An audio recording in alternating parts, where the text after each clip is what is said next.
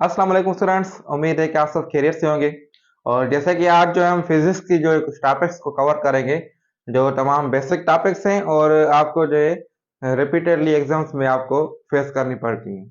तो सबसे पहले हम पढ़ेंगे फोर्स क्या होता है, फोर्स का जो एसआई यूनिट क्या होता है और उसका फार्मूला वगैरह क्या है।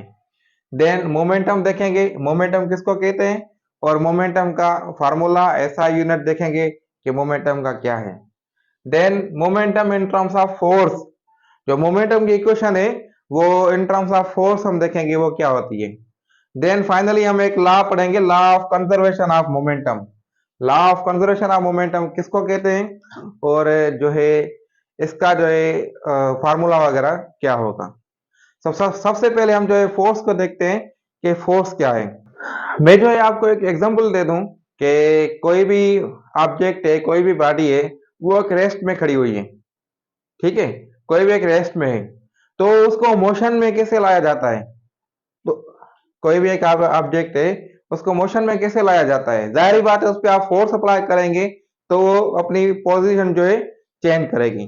तो फोर्स क्या है कि फोर्स एक एजेंट है, एक तो सोर्स है जो एक रेस्ट वाली चीज को, रेस्ट वाले ऑब्जेक्ट को मोमेंट में लाती है।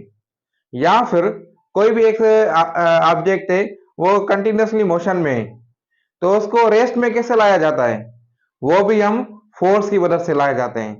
तो इसको हम दूसरी ऐसे भी कह सकते हैं कि कोई भी ऑब्जेक्ट मोमेंट में अगर कोई होगा तो उसको हम रेस्ट में लाने के लिए फोर्स को अप्लाई करते हैं। तो फोर्स उसका जो है एज ए रिसोर्स काम करता है। तो हम फोर्स की हम कंबाइनली डेफिनेशन अगर देखेंगे कि force is the agent, force एक एजेंट है जो कोई रेस्ट वाली ऑब्जेक्ट को मोशन में तब्दील करवाता है और कोई मोशन वाले ऑब्जेक्ट को रेस्ट में तब्दील करवाता है।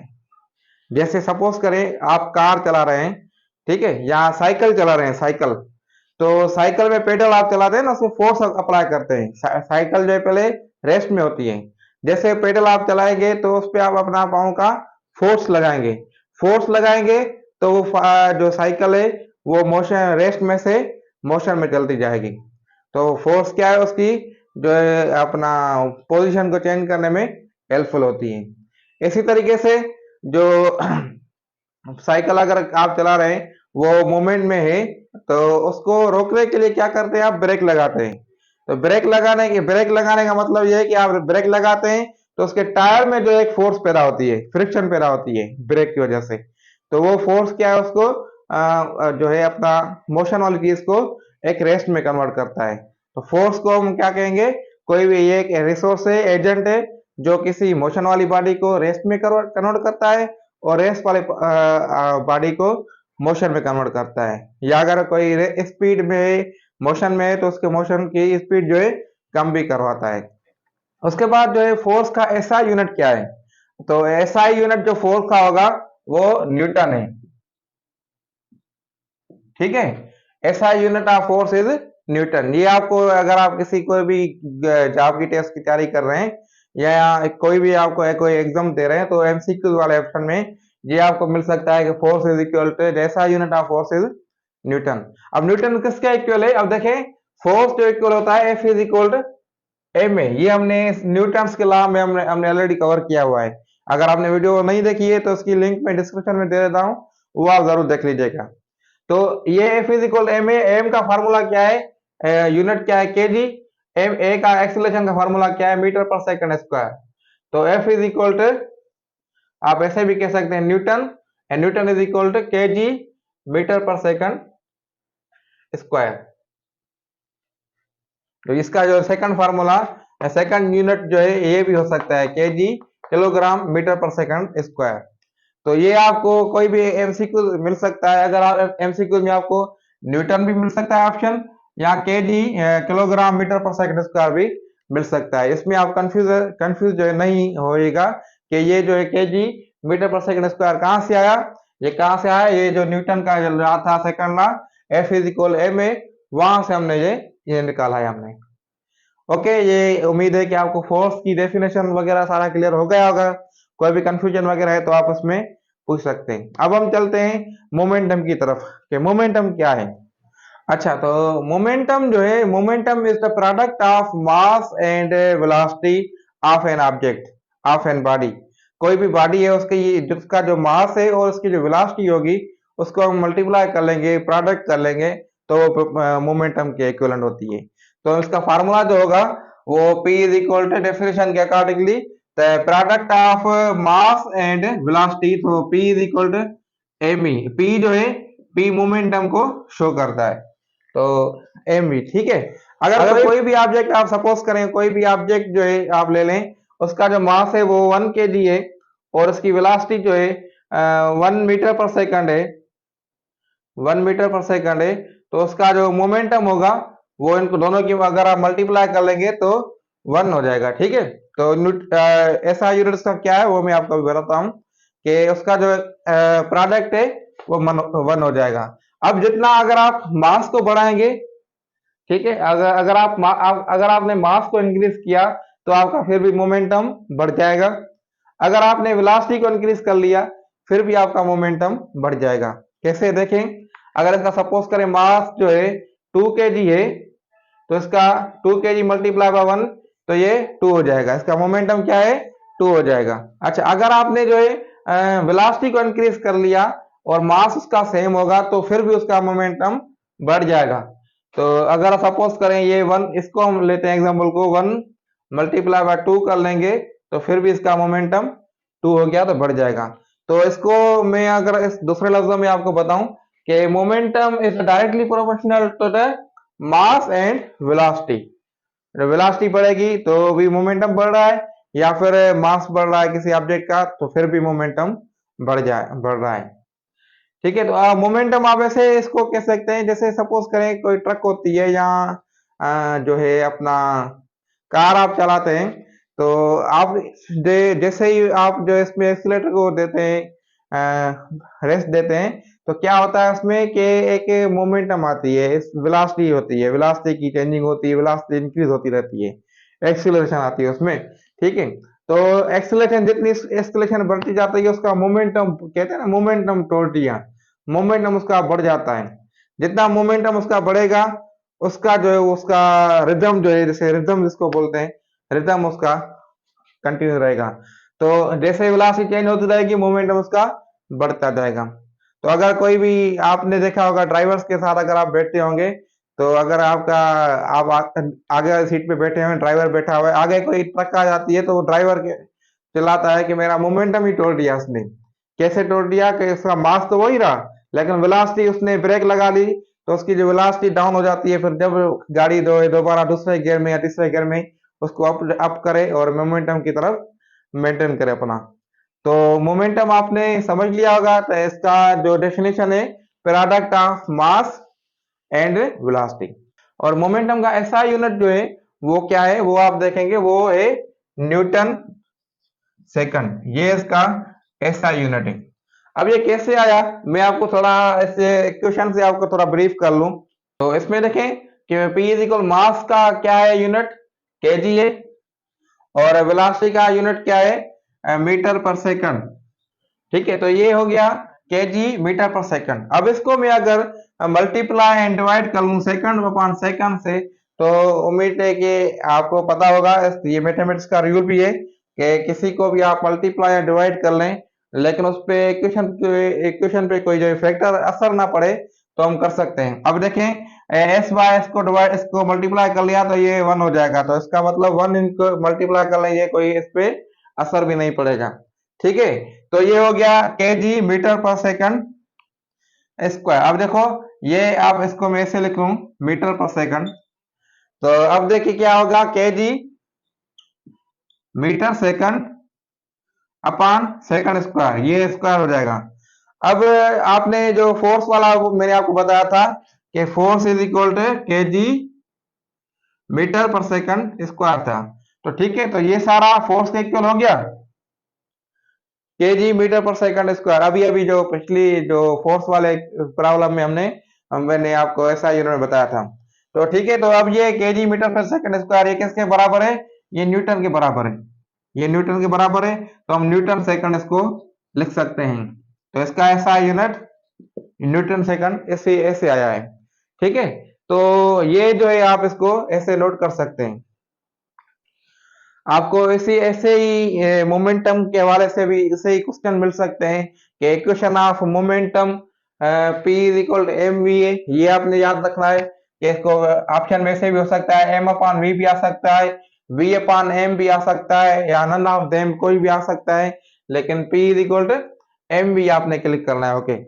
और सेकंडली आपको एमसीक्यू ऐसे भी मिल सकता है कि एसआई यूनिट उसका क्या है, वो आप लिखेंगे न्यूटन सेकंड है। और दूसरा ऑप्शन आपको ऐसे भी मिल सकता है इसमें से कि ये जो है दूसरा इसका केजी में है। ठीक है, लेकिन तकरीबन आपको ये न्यूटन सेकंड के हिसाब से आपको मिलेगा अपने एग्जाम्स में, अगर आपकी वो एमसीक्यू वाली कोई टेस्ट है, कोई यूनिवर्सिटी में एंट्री टेस्ट है या फिर किसी गवर्नमेंट जॉब की टेस्ट दे रहे हैं, तो उस वाले से आपको ऐसा क्वेश्चन मिल सकता है।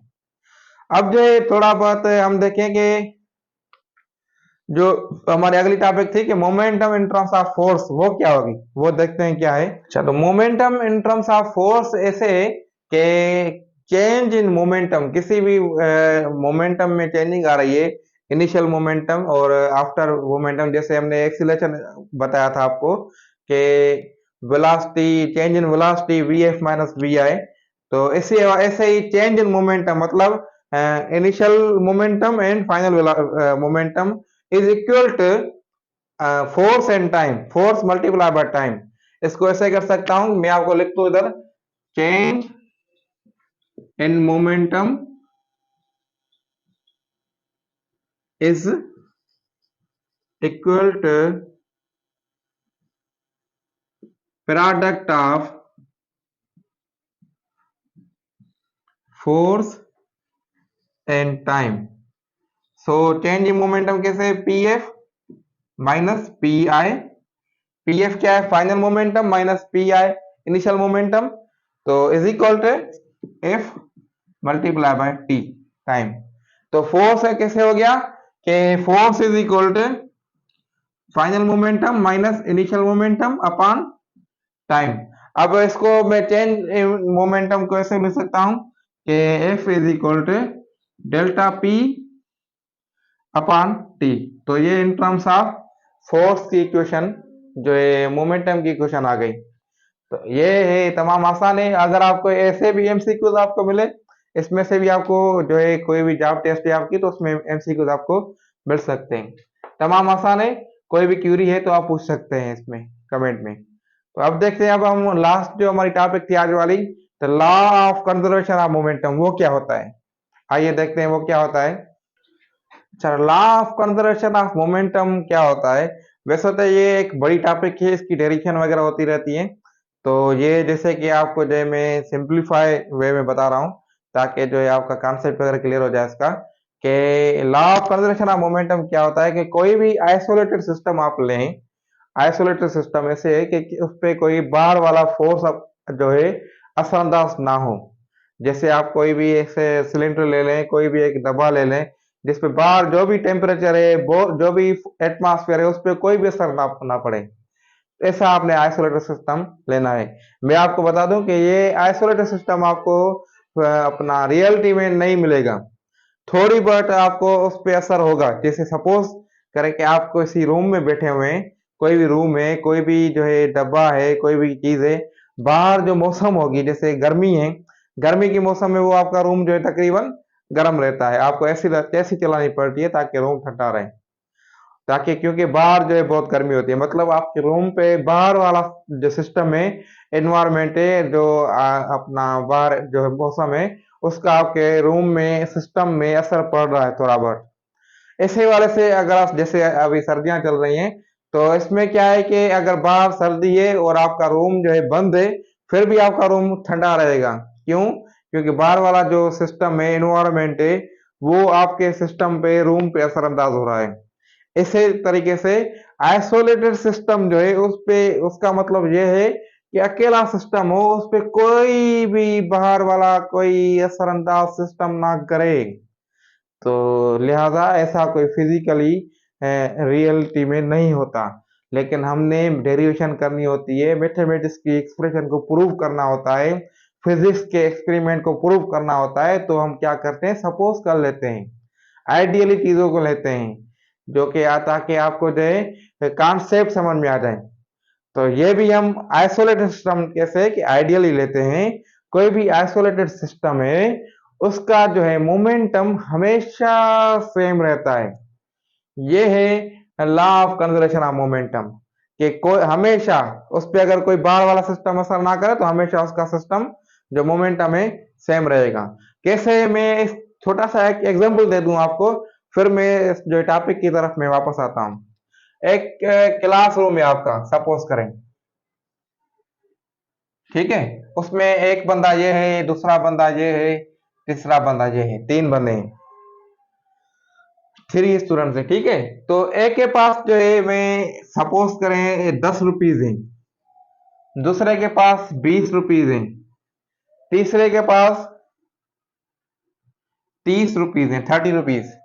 अब ये क्या है, टोटल क्लास में कितने रुपए हुए आपके पास, 60 रुपीज। टोटल सम कर लें तीनों के, तो आपके जो है क्लास में टोटल 60 रुपए अवेलेबल हैं। आपकी क्लास की जो है स्ट्रेंथ पेमेंट कितनी आपके क्लास में अवेलेबल, 60 रुपीज है। एक बंदे के पास 10 रुपीज है, दूसरे बंदे के पास 20 रुपीज है, तीसरे बंदे के पास 30 रुपीज है, 30 रुपीज है। अब क्या है कि ये आपस में इंटरचेंज करते हैं पैसे, कोई चीज लेते हैं, खरीद फरोख्त करते हैं, या फिर ऐसे किसी और को देते हैं। तो इंटरचेंज करने के बाद अब पोजीशन कुछ ऐसे होती है, 1 स्टूडेंट, 2 स्टूडेंट, 3 स्टूडेंट। तो एक स्टूडेंट के पास 20 रुपीज है, ठीक है। दूसरे स्टूडेंट के पास 15 रुपीज है, और तीसरे स्टूडेंट के पास 25 रुपीज है। अब ये देखें कि इन्होंने आपस में इंटरचेंज कर दिए, सबकी पोजीशन चेंज हो गई। अब देखें टोटल क्लास में जो पेमेंट है वो कितनी है। अब तीनों को हम सम कर लें तो ये होगा, हो जाएगा 25 और 15 40, 40 और 20 60। तो टोटल क्लास में 60 रुपीज हैं। अब आप देखें कि इनकी जो पेमेंट की इंटरचेंजिंग हुई है उससे पहले और इंटरचेंजिंग होने के बाद टोटल जो क्लास की स्ट्रेंथ है, क्लास की जो रुपीज है, पेमेंट है, वो सेम है, चेंजिंग कोई भी नहीं हुई। हाँ, अगर कोई भी बाहर वाला कोई स्टूडेंट, सपोज करें 4 नंबर है, इसको अगर पेमेंट दे देता है 20 रुपीज, तो इसके पास 30 रुपीज हो जाएंगे, ठीक है। ये इंटरसेक्शन के बाद 30 रुपीज हो जाएंगे। तो ये क्या होगा, फिर ये लॉ एक्सेप्टेबल नहीं होगा, क्योंकि फिर अगर ये 20 रुपीज इसमें ले जाएगा, पहले 60 है तो ये 80 हो जाएंगे। तो तभी जो है momentum, law of conservation of momentum में ये क्लियरली मेंशन्ड है कि आइसोलेटेड सिस्टम हो, बाहर वाला उस पर कोई भी सिस्टम असरअंदाज ना हो। तो ये सिनेरियो आपको मैंने समझाया है। अब कोई भी आइसोलेटेड सिस्टम मतलब इस पे बाहर वाला कोई भी पेमेंट वगैरह नहीं दे रहा, इसको मैं खत्म कर देता हूं, इसने खत्म कर दिया। अब जो है ये आपस में जो भी इंटरचेंजिंग कर रहे हैं, कुछ भी कर रहे हैं, लेकिन ओवरऑल क्लास के पास जो पेमेंट है वो सेम रहेगी। ये मैंने एग्जाम्पल दिया है। अब सिस्टम की इस लॉ की तरफ आते हैं। मैं आपको अब लॉ का जो है बताता हूं कि लॉ क्या है। अच्छा, तो लॉ क्या कह रहा है कि कोई भी एक आइसोलेटेड सिस्टम में, ऐसे हमने सिस्टम बनाया, उसमें अंदर जो ऑब्जेक्ट हो गए, ये सपोज करें 2 ऑब्जेक्ट हैं। अब जो टोटल ओवरऑल जो सिस्टम है उसका जो ओवरऑल मोमेंटम है वो हमेशा सेम रहेगा। अब कैसे है, ये 2 ऑब्जेक्ट इसमें हमने सपोज कर दिया अवेलेबल हैं। अब ऑब्जेक्ट ये m1 है, इसका मास जो है m1 है, और इसका मास m2 है। इसकी वेलोसिटी u1 है, इसकी वेलोसिटी u2 है। अब इसकी ये अपना एक सिस्टम है जिसमें अंदर मुख्तलिफ जो है बॉडीज है। हमने एग्जांपल के तौर 2 ली हैं, ठीक है। 2 बॉडीज हैं, वो मोमेंटम कर रही हैं, इंटरचेंजिंग कर रही है। जैसे मैंने सवेरे एग्जांपल दिया आपको, ये आपस में अब जो दो बॉडीज आपस में मोमेंटम कर रही हैं, जैसे सपोज है जो दो पेन है, ये एक मास है दूसरा मास है, ये वेलोसिटी इनकी कुछ होगी तो फिर आपस में टकराएंगे भी तो जैसे टकराने के बाद इंटरचेंजिंग होती है, कुछ लेना देना होता है, इलेक्ट्रॉन्स वगैरह मॉलिक्यूल्स की आपस में लेन देन होती है। तो उसके बाद सिस्टम की जो मोमेंटम है वो सेम रहेगी। अब कैसे रहेगी, ये m1 है, m2 और u1 u2। अब ये आपस में जब ये इधर आ रहा है, ये इधर आ रहा है, ये टकरा रहे हैं तो ये सिस्टम कुछ ऐसे बन गया। सपोज करें ये m1 और ये m2, इसके आपस में टक्कर हो गया। अब टक्कर होने के बाद ये सिस्टम की m1 ये m2 अब ऐसे आ गए, ठीक है। तो उसकी वेलोसिटी चेंजिंग हो गई, इसकी वेलोसिटी u2 हो गई, v2 हो गई, इसकी v1 हो गई। अब ये बिफोर कोलिजन है और ये बिफोर आफ्टर कोलिजन है, टकराने के बाद सिस्टम में अंदर। याद रहेगा ये आइसोलेटेड सिस्टम है, बाहर वाला इस पे कोई भी असर नहीं पड़ रहा, ठीक है। तो ये इसकी जो है हमेशा कंजर्व मोमेंटम जो सिस्टम का ओवरऑल वो सेम रहेगा। तो इसकी इक्वेशन क्या होगी, m1 u1 plus m2 u2 is equal to m1 v1 plus m2 v2। ये इसकी इक्वेशन है, मतलब p before momentum is equal to p after. इसकी डिटेल डेरिवेशन है पूरी। अगर आप वो डेरिवेशन चाहते हैं कि मैं आपको समझाऊं, आप कमेंट में जरूर बता दें, ताकि मैं आपको फिर बाद में दूसरी वीडियो में आगे इसकी डिटेल डेरिवेशन भी करवाऊंगा। काफी मैंने कॉन्सेप्ट आपको इधर जो है मैंने दे दिया है, कोई भी क्यूरी है आप पूछ सकते हैं। वीडियो बहुत लंबी हो गई होगी तभी मैंने डेरिवेशन को स्किप किया, ताकि जो है मैं आपको जो है कॉन्सेप्ट पहुंचा सकूं। अगर आपके पास एग्जाम में कोई एमसीक्यूज या कोई क्वेश्चन आ जाए तो law of conservation of momentum क्या होता है, तो आप उसको ऐसे कह सकते हैं कि पूरा जो ओवरऑल एक आइसोलेटेड सिस्टम है उसका जो ओवरऑल जो है मोमेंटम जो है वो सेम रहेगा, बिफोर कोलिजन हो या आफ्टर कोलिजन हो, हमेशा मतलब जो है उसका मोमेंटम सेम रहेगा। ये है law of conservation of momentum. और उसकी इक्वेशन कुछ ऐसे बनेगी, m1 क्या है, u1 क्या है, m2 क्या है, u2 क्या है, ये बिफोर कोलिजन है, ठीक है। m1 m क्या है और v1 क्या है और m2 v2 क्या है, ये आफ्टर कोलिजन है, वेलोसिटी और मास की। तो ये जो है कुछ डिटेल्स वगैरह मैंने आपको समझाई। कोई भी क्यूरी है तो आप पूछ सकते हैं। अगर आपको ये वीडियो पसंद आई है तो कमेंट जरूर कर दीजिएगा और लाइक भी जरूर कर दीजिएगा। अगर आप मेरे यूट्यूब चैनल पे न्यू हैं और अभी तक मेरा चैनल इफ्तिखार अली मेमन सब्सक्राइब नहीं किया है तो सब्सक्राइब कर लें, ताकि आप जो है हमसे कनेक्ट रहें और ऐसी वीडियोस में आपको सेंड करता रहूं। मिलते हैं अगली वीडियो में, तब तक के लिए अल्लाह हाफिज, टेक केयर।